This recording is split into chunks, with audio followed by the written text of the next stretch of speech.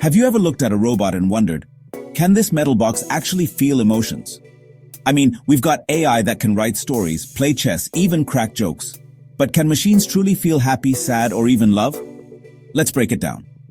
Emotional AI, or affective computing, is all about teaching machines to recognize and respond to human emotions. Everything from voice assistants that can sense your mood to customer service bots that sound genuinely sorry when you're angry.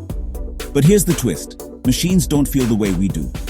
When a chatbot says, "I'm sorry you're upset," it isn't feeling empathy.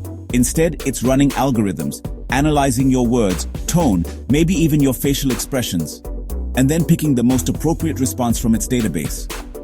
Imagine this. If a robot sees you crying, it might offer comforting words, but it doesn't actually understand sadness.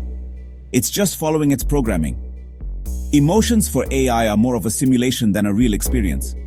Now, some researchers are pushing boundaries, trying to build AI that can mimic feelings more convincingly. The idea is, if machines can understand our emotions better, they can help us more, whether in mental health, education, or relationships. But here's the million-rupee question. Does mimicking emotions mean a machine is truly alive?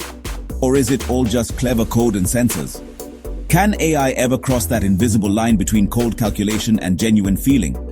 So next time you chat with your smart assistant or see a robot smile, remember, behind that friendly face, it's all circuits and code. Real emotions? For now, that's still a human thing. What do you think? Can machines ever truly feel? Let me know in the comments.